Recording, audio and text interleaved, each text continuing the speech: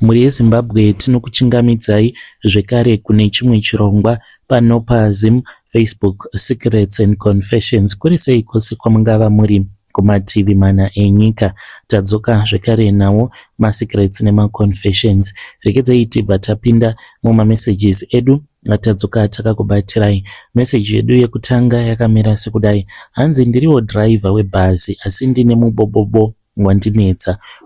Mubobobo uyu ndakaupiwa nasekuru vangu, ndivo vane mafuta avakandipa ndikamashandisa. Brother Nashi, muri sei zvenyu? Ndinokumbirawo kuti muposte nyaya yangu. Ndinozviziva kuti kune vamwe vanhu vachaseka kuti ndine mubobobo, asi vanotaura ivo vachiti seka urema wafa. Ndiri kutotsvakawo help. Upenyu hwandinorarama hunondirwadza kana ndakatarisa vana vangu, uye zvekare ndinonzwa ndichipindwa nekutya. Handizivi kuti zviri normal here, kuti ndiwo mushonga wacho, ndiwo mashandiro acho aunoita here. Kana ndikada kuti ndinge ndichienda kunobetserwa ndikanzwa zvichinzi pakati panenge paine munhu anobetsera, handidi kuendako, ndinotanga kupindwa nekutya. Ndiri kuda kuti vana vangu vange vachizosarawo vachigara upenyu hwakanaka. Handidi kuti ndige ndichizovasiyira nhaka inozovatambudza senhaka yandakasiyirwa nasekuru vangu. Ndinotya kuti kana ndikanyarara, kana ndikafa ndisina kutaura nyaya iyi, nekuti hakuna umwe munhu wandanga ndati ndakamboudza kunze kwenyu mukoma wangu mudzimai haatozvizivi. Ndinotyira mhuri yangu kuti kana ndikasataura chokwadi ndisati ndafa, ndinenge ndavasiyira mutoro wakarema zvisingaiti. Ndinoita zvekudhiraivha mabhazi, uye zvekare ruti yedu yatinofamba it's Joburg, then tobva tati Harare, tozotora kana rimwe bhazi kana kushandisa iroro takananga kwaMutare kwedu kwatinobva. Ndava nemakore akawanda ndichityaira ndichiita zvekudhiraivha mabhazi. Of course pane pandakambosanganawo netsaona, kuputikirwawo nebhazi kana kuitawo breakdown, asi handina tsaona huru yekuti ndine vanhu vandingati vakambofira mubhazi randainge ndichityaira rikaita tsaona. Handisi munhu anonwa. Kuchechi ndinoenda. Kuenda kwandinoita kuchechi mukoma kutoavoida kuti kana hama dzikafamba dzikaudzwa kuti mumhuri mune munhu ane chidhoma, ndinge ndichizowana pekuhwanda napo kuti aiwaka izvi zvamava kuda kundiitisa zvekuti tinge tichienda kun'anga, ina handizvikwanise nekuda kwekuti ndinonamata. Saka ndokutohwandawo kwandinoitawo ikoko ndichiti ine handidi kuti ndige ndichienda kun'anga because ndinonamata, but kungofambawo kungoenda kuchechi ndichingoperekedzawo vamwe vanhu nekuti ndine zvidhoma zvangu zvandiinazvo.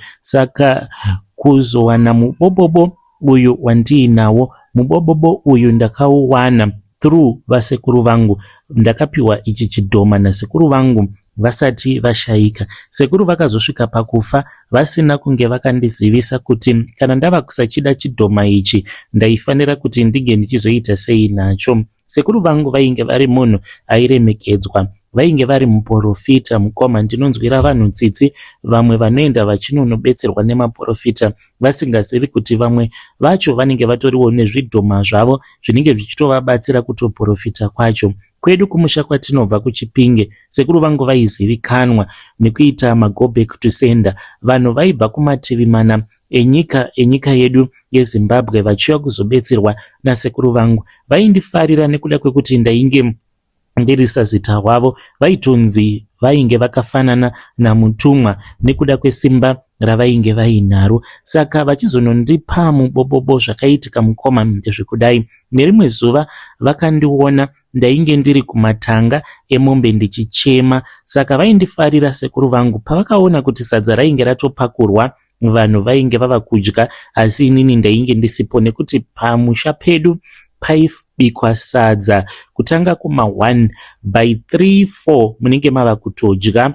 Painge pasingadyiwi sadza usiku, maikwanisa henyu kuzongodya kana chibage kana zvimwe zvinhuwo zvidiki, but musingatendedzwe kudya sadza kana kunze kwavira. Saka vakashamisika kuti ndainge ndiripi. Vakandiona ndiri kumatanga, vakanditevera vakandibvunza kuti dambudziko rainge riri rei. Ndakabva ndachizovaudza kuti painge paine umwe musikana uyo wandainge ndichida nemwoyo wangu, wavaiziva zvekare. Saka ndainge ndamuona ainge akatogara pamakumbo eumwe mukomana uyo ainge abva kuHarare, vachitoratidza kuti vainge vabva mukusika bonde because vainge vakatowaridza Zambia, and iye sketi yake yainge yakatokwinyika. Ndikatoona kuti vairatidza kuti vainge vari vanhu vainge vabva mukusika bonde. Saka ndainge ndichichema kuti kwandiri airamba kurara neni achiti ndichazorara newe kana wazondiroora kana kunditizisa apa ndainge ndisati ndaita zvaainge achida kuti ndige ndichiita. Sekuru vangu vakabva vandinzwira tsitsi vakati, muzukuru wangu,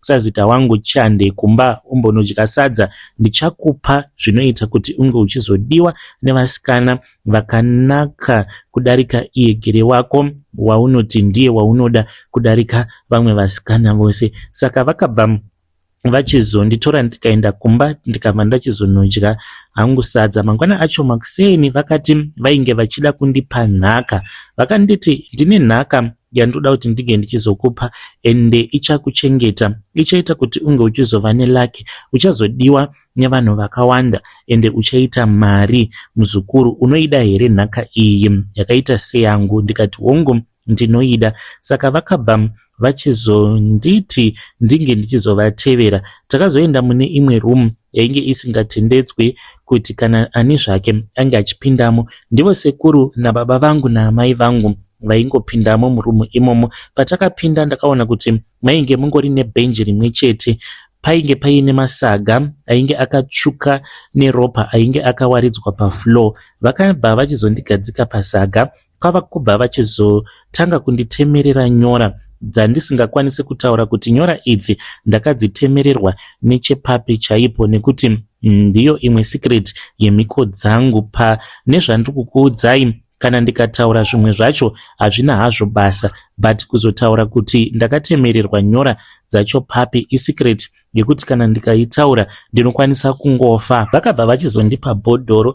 Pandakatarisa mubhodhoro imomo ndakashamisika because rainge riri bhodhoro diki, asi mubhodhoro imomo mainge muine nyanga yemombe nekukura kwayo yainge iri mukabhodhoro kandikangoti maybe it was about 100 milliliters, kainge kakazara nemafuta. Vakatora mafuta iwawo, ndo pandakazoona vakabata rimwe bvuta rainge riri rewhite. Vakanditi bvuta iroro vainge vachida kuzanganisa nemafuta ainge ari mubhodhoro ravainge vandipa. Vakatora ndokubva vachizoti taifanira kuti tinge tichizobuda panze.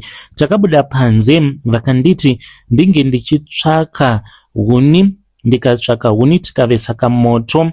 Vakabva vachizotora kapu yainge iri yesimbi vakapisa bvuta iroro. Takarimirira kusvika rapora rava kudziya arisi risati ragwamba zvekare. Tikapinda murumu muya, vakabva vachizondipa, vakanditi ndige ndichikurura hembe dzangu. Ndakakurura hembe dzangu, vakanditi ndige ndichibata nhengo yangu ndige ndichivhura musoro wayo paya panoita murume napoweti. Ndopa vakanditi ndige ndichidira mafuta iwawo. Ndakaita saizvozvo ndikamanzwa achitopinda mandiri akanogara uku kusasi kumabhora uku ndiko kwaagere mafuta iwawo. Vakandiudza kuti ndaifanira kuti ndinge ndichizoshandisa kabhodhoro kaya ndichizora kana ndiine musikana wandinenge ndichida kutaura naye. Ndakazotanga kuita saizvozvo, ndikabva ndachizorara nemusikana uya ainge achindishandisa. Ndikarara nemasisters ake ose zvekare nemafriends ake, kwainge kuri kumurwadzisa. Ende ndikabva ndaudza zvekare boyfriend yake kuti ainge ari musikana wangu. Vakazotorambana, akarwadziwa rikazogomisidzira ratova gore remubhawa nekuda kwezvandainge ndakamuita. Ndakabva ndachizoenda ndikanoita peace job pane umwe musha. Ndichita peace job kudaro, mwana wepo musikana akauyawo nemurume wake. Vainge vari vanhu vainge vaine mari, vaigara mamutare mutown. Saka vauya kudaro akangonditarisa akanyemwerera, hana yangu ikarova. Usiku ihwoyo ndakarota ndichienda murumu maainge akarara, ndikarara naye.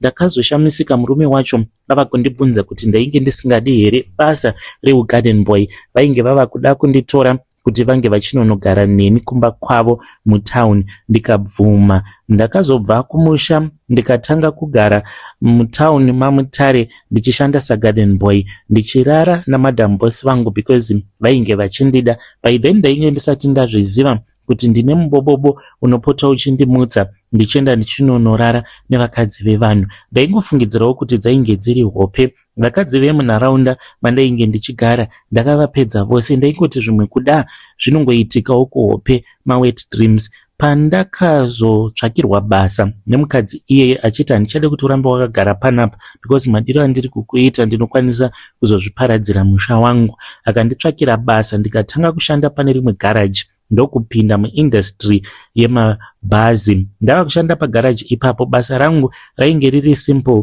Ndaiita basa rekuti ndaigeza mabhazi. Ndakazotangawo kufamba nevakomana vaidhraivha bhazi ndichivabatsirawo kunyora matiketi, ndikazogumisidzira ndatova kondakta. Ndakaita shungu ndikatora license, ndikatanga kudzidziswa nemadhara avo andainge ndichishanda nawo even though ndainge ndisati ndava neclass 1. Nguva yakati yafamba ndainge ndatova nemhuri yangu. Ndopandakazowana rimwe basa ndikatanga kushanda as an assistant. Ndopandakatanga kuita zvemacross border ndichidhraivhawo mabhazi kuzosvika ndichizotanga kushandira kambani yandava kushandira pari zvino. Ndatova nenguva yakati rebei ndichiishandira kambani iyi. Saka sekuru vangu vakasvika pakufa, paivheni mukoma ndaitoona kutoti lake randiinaro harisi normal. Zvino kabhodhoro kaya ndakangokashandisa ipapo apo pandakarara nemusikana ainge akandishainira zvekare nemasisters ake neshamwari dzake. Ndakazongokarasa kabhodhoro ikako ndichiti kanhu aka kanokwanisa kuzokonzeresa because vainge vava kutogara vachingorwa vana vanyamunhu. Ndikabva ndakarasa. Sekuru vangu vakafa but vakandibvunza vakati kwandiri, naiwe kabhodhoro kandakakupa wakakaisa kupi? What surprised me pandakatanga kushanda kumabhazi mukoma, ndairota ndichishanyira vakadzi avo vatinenge takwidza mubhazi redu. Ndotoona ndichitoenda kumba kwake even though ndisingakuzivi, ndaitokuziva ndiri kuhope. Kana ndasvika pamba pake ndaiona ndichishanduka kuita gonzo. Ndobva ndapinda muruma anenge ari segonzo. Ndaitotsvaka kusvika ndawana pandinenge ndichikwanisa kupoya napo, ndotopinda muruma anenge akarara. Kana ndapindamo murumu ndobva ndashanduka, ndobva ndachizotoita munhu, ndobva ndarara naye. Ndichingopedza kurara naye chete, ndichingorasa mbeu yangu, ndobva ndatoshanduka kutoita gonzo. Ndotobudamo murumu imomo, ndotozozviona ndatova mumba mandinenge ndakarara. Ngope idzi mukoma dzaindishamisa ende ndaiti kana ndapepuka ndaipepuka ndakaneta zvisingaiti. Bonde chaimo mumba ndainge ndisingacharigoni. Musana wangu waingogara wakaneta nguva dzose.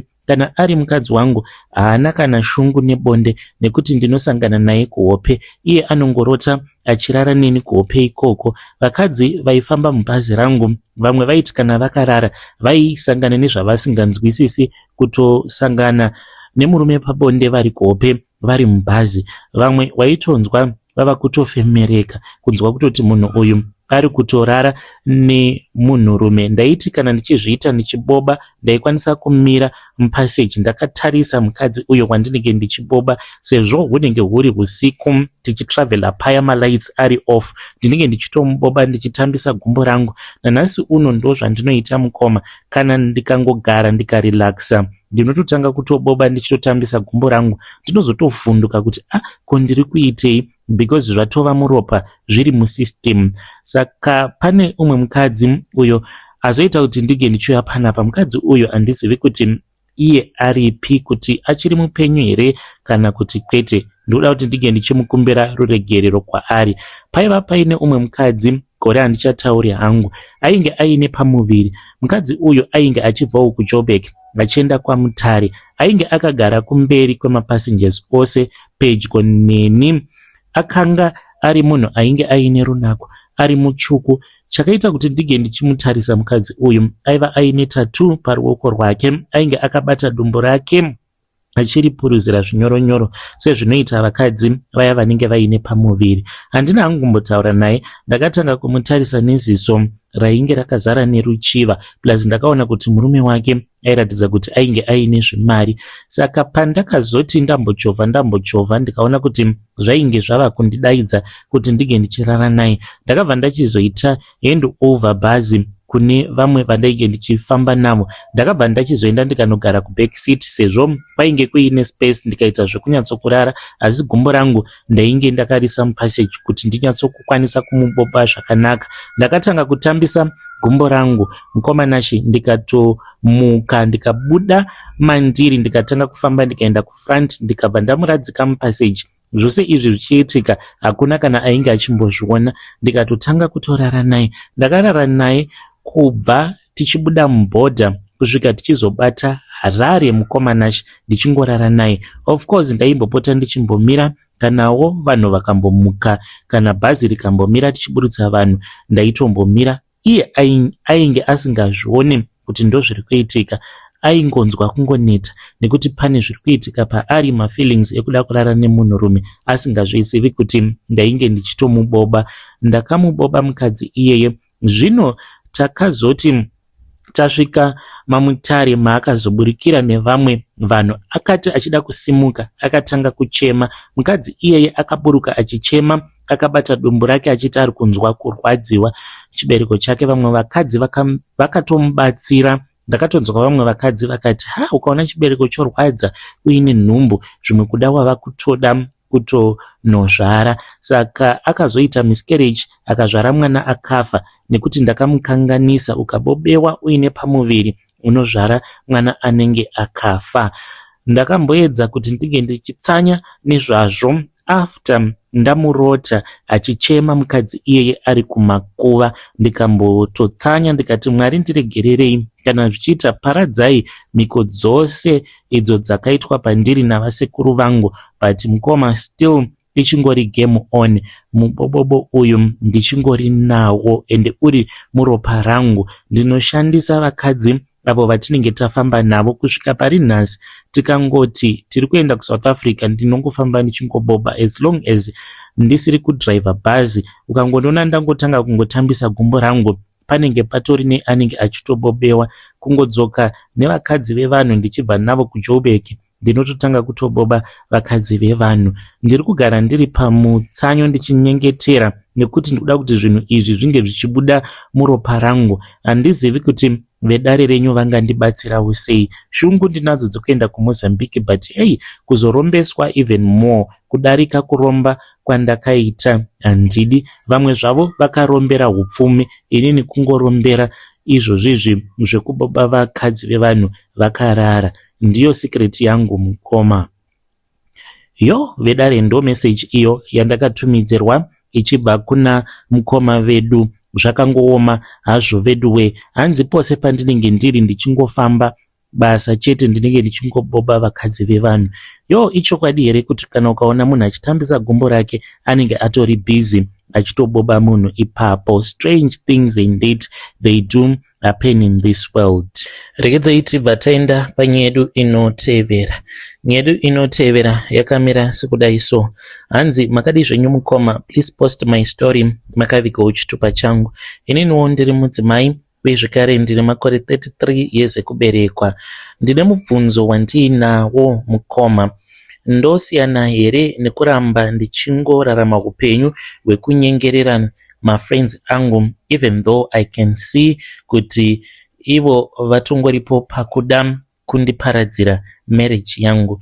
Ndiri mudzimai mukomanashi uye zvekare ndine vana vangu vatatu. One of my friend I found out kuti he had been texting my husband achiti, ko unonzwa sei kuroora mukadzi agara aine vana vaviri iwewe usina? So murume wangu akangozoti kwaari, zvinei newe, it did not tell me. Ende pandakamubvunza akati, ndakaona kuti ifriend yako ndokusaka ndisina kuda kuti ndinge ndichikuudza. This friend of mine ndine zvakawanda zvandakamubatsira nazvo in life. I could not believe it kuti angazonyorera murume wangu message yakadaro. Upenyu hwangu hwakashanduka mukoma. Ndakaburitswa mupurazi nekuda kwemarriage. Ndakauya kuSouth Africa ndichiri ne26 years. Upenyu hwainge hwakandiomera. Ndakange ndapiwa 100 rand chaiyo nevamwewo amai vakatongondinzwira tsitsi. Mushure mekunge ndatevera, murume wangu ainge ari mupurisa, ainge asingachadzoki kumusha. Saka ndakangosimuka ndikati ndava kuda kumbonoona kuti ari kumbozvifambisa sei. Ndasvika pacamp paainge achigara, ndakaudzwa kuti ainge atova neumwe mukadzi waainge achigara naye. Ndakakwanisa kupinda mumukembu sezvo ndainge ndichizivikanwa apa ndainge ndiine vana vangu. Murume wangu akati haandizivi. Ndikati ko vana? Akati vana havazivi, nekuda kwekuti ainge asingade kustresa mukadzi wacho. Ndakabatikana ndikatanga kuchema. Vamwe amai ndo vakazongondipa 100 rand. Vakandinyorera mafoni numbers emunin'ina wavo pachibepa uye zvekare nemanumbers amalaicha uyo wavakati ndiye akabatsira munin'ina wavo kuti ange achizouya kuno kuSouth Africa. Malaicha uya ndataura naye apa handina kana sendi mukoma. Akabva achizoti kwandiri ainge achida kutanga andiona kuti aone kuti aikwanisa kuzondibatsira here. Takasangana mumasvingo mukoma. Tasangana akanditarisa. Unoziva kana uri murombo. Akanditi tendeuka itoni amai achinditarisa. Akati okay, it's fine. Pa next trip tozobatana. Akati ndaifanira kuti ndige ndichizomufonera after 3 weeks. Handina kunge ndakaziva kuti iye aizodhimanda kuti ndige ndichizorara naye first kuti ange achikwanisa kuzondibatsira. Mukoma after 3 weeks ndainge ndiine kamari kangu kandainge ndakasevha, ndikatenga airtime ndikamufonera. Akandiudza kuti ndige ndichigadzirira nekuti ainge ari munzira. Ndakafara ndikaudza vabereki vangu kuti ndainge ndakwanisa kuwana munhu ainge achida kuenda neni kuSouth Africa. Saka akazoya akanditora akazondiudza kuti sezvo ndainge ndisina mari iye ainge achazokava macost but ainge achida kuti ndige ndichizomborara naye. Mukoma ndakabatikana ndikati chekuita hapana. Pane patakazombomira along the way tikatopinda mulodge akarara neni. Ndiro rainge riri staira rake. Asi sezvisinei akazoti kwandiri kune kwaainge achida kuti ange achizondisiya mumaprazi emuLimpopo. Ndakamutenda nekuti akanditsvakira hake basa ndokubva ndachizotanga kushanda. Ndichishandapo paprazi unozongoita ushamwari. Mukomana kune shamwari dzine ushamwari hwenhema chaidzo.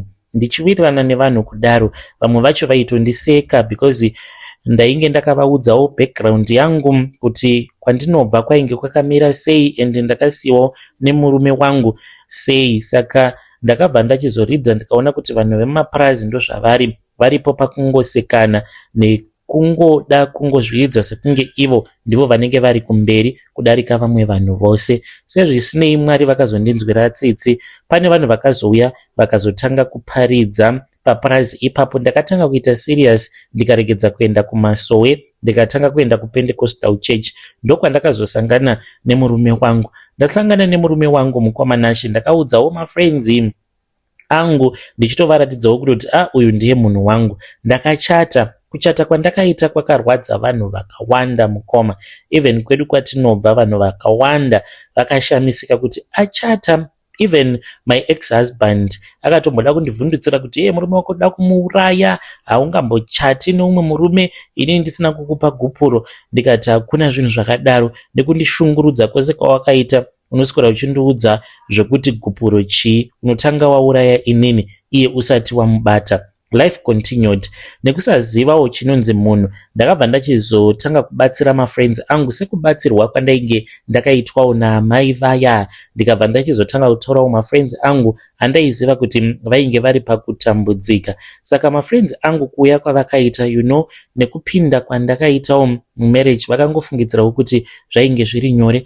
Vakati maybe vainge vachazongowanawo varume kuchechi kwandinonamata. Saka I started to see kuti vanhu vakatondivenga nekuda kwekuti inini ndakanzwirwa nyasha naMwari. Saka mubvunzo wangu mukomanashi ndewekuti mafriends awa ndombosiyana nawo here, ndongoita zvekungofokasa pamarriage yangu even though zvichirema sezvo vari vanhu vandakakura navo tichishare maproblems tichitambura tiri tose. But ndingafira iyoyo here yekuti takamborarama tichishungurudzwa nevarume?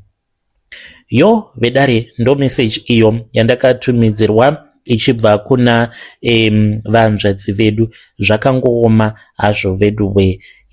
Pakaipa. Dai mambosiyana navo vanhu ivavo, mumbofokasa paupenyu hwenyu nemurume wenyu muchichengetera vana venyu, nekuti mablessings kunyangwe akabva kuna Mwari vanhu vanokwanisa kutoya mulife mako vakamatora mablessings iwawo vakamakanganisa. So stay on your own and be friends with no one and live your life with your family. Regedzai tibva taenda panyedu inotevera.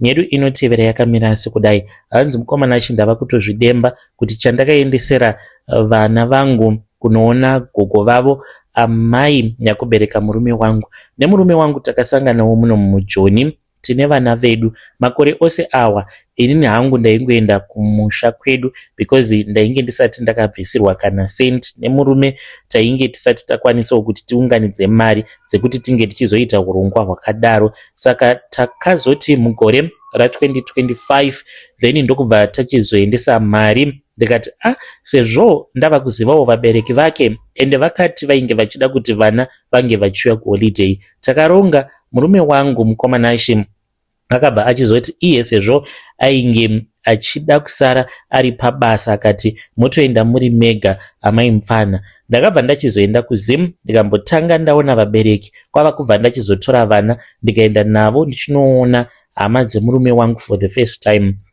Mukoma vana vari kurwara. Vana vangu vose mukomanashe vari vaviri vari kuita problem yekutemwa nemusoro. Semudiki uyu ndiri kutotya kutomusiya pandiri kuda kudzokera kuSouth Africa. Manje handizivi kuti vakaroyiwa here nagogo vavo, chii chakaitika, handitozivi mukoma. Murume wangu iye ari kungoti ndichazouya ikoko tozofamba. Dzimwe nguva anombochinja statement anoti dai wangoenda ukanosiya vana kuna amai vangu. Manje ina handisi kuda kuti ndinge ndichidyirwa vana. Zvinoita here kuti ndimudze kuti amai vako I suspect kuti vanoroya because pandakarara navo ndakangorara usiku hwose ndichitsimbirirwa ndichibatwa nemadzikirira. Vedare ndo message iyo yandakatumidzirwa ichibva kuna vahanzvadzi vedu. Yapari tricky vahanzvadzi. You need to handle it very carefully because mukataura sematauriro amuri kuita awo kuti amai vako vanoroya nekuti ndakarara ndichibatwa nemadzikirira. Hamungazombowirirani nemurume wenyu. Voita sei? Votakura here mudiki vouya naye kunoku kuSouth Africa kana kuti vomirira murume wavo? Zvino murume wacho ari kunzi anopota achichinja mastatement. Nhasi akati uya kuno, mangwana oti chindimirira ndichazouya ikoko. Regedzai tibva taenda panyedu inotevera. Nyedu inotevera yakamira sekudai. Hanzi mukomana chimakadii zvenyu? Ndakatombomurota murume uyo akazondikanganisira upenyu hwangu ndisati ndambosangana naye. Ndiri mudzimai ndine makore 29 years kuberekwa. I can't seem to find love. Ndine vamwe baba avo vandakatanga kufambidzana navo. Baba ava ndakavadya mari, ndainge ndichivada ndokusaka ndakavadya mari yakawanda kudaro. Baba ivavo ndakasangana navo paFacebook. Ndakapostawo mapictures angu mugroup refashion police. Ndakazoona varume vakawanda vakatanga kuuya kuinbox kwangu including ivavo. Saka pavakandiudza zvekuti vainge vari kuUK ndikabva ndati uyu anokwanisa kundiburitsawo munhamo. We then started dating. Vakabva vachizoya kuZimbabwe after vaspenda mari yakawandisa, asi vanoshusha baba ivavo. Takaenda tose kwavo kwavanobva, handingatauri zvangu. Mukoma ndakastresswa nerelationship ndiinavo. Ndakangogara navo kwenguva pfupi pfupi but yei baba ivavo vanotaurisa. Ndikabva ndaona kuti handingambozvikwanisi. Ndainge ndava kutoita dambudziko reBP. Pavakangondiudza kuti mukadzi wavo akafa neBP, ndikati izvi siya, ndokubva ndasiyana navo. Saka vakarwadziwa mukomanashi, vakabva vandiudza kuti ndainge ndakangovashandisa ndikavadhampa. Vakazodzoka kuZimbabwe vakandinyengerera. Misheni yavo yainge iri yekuda kungorara neni. Kubva ipapo mukomanashi upenyu hwangu hwakamira ende ndinoti kana ndikafamba ndinoudzwa kuti pane munhu akandigadzira. It's like akavaka zijuraho ende inini kumberi kwangu kunyangwe zvikanzi ndaenda kopi juraho iroro rinenge rakangondibloka riri kumberi kwangu. Ndinomboedza kuti ndige ndichifamba ndichibetserwa but hazvisi kana kumboshanda.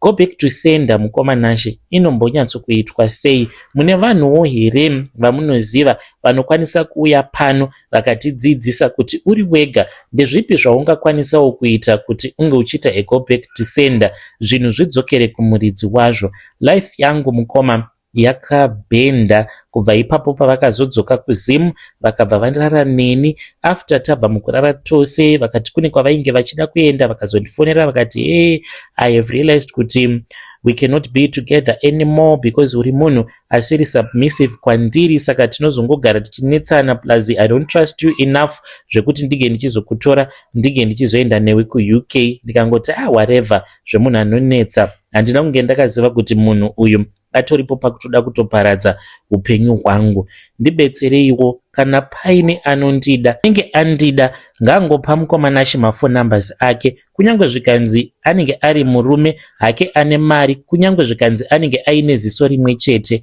Zvaizvezvi mukomanashe tinotongoti totongochimhanya chakadaro. Ndava kungoda kungopindawo mumarriage ndiwanewo pangu pandinoti apa ndipo pangu, ndinge ndichizovawo nemarriage certificate please. Yo, vedare ndo message iyo yandakatumidzirwa ichibva kune mwanasikana uyo ari kuti chandava kungoda, it's just a marriage certificate, that is all that I want. Mahwani, ngatitaurei naye mwanasikana uyu mucomment section. Zvakangooma hazvo veduwe, maybe makaiswa rukawo pavakadzoka ipapo vachiti vari kuda kukuonai zvekare, maybe ndo pavakabva vachizokudirai rukawo. Yo, mahwani, ngatitaurei navo mucomment section.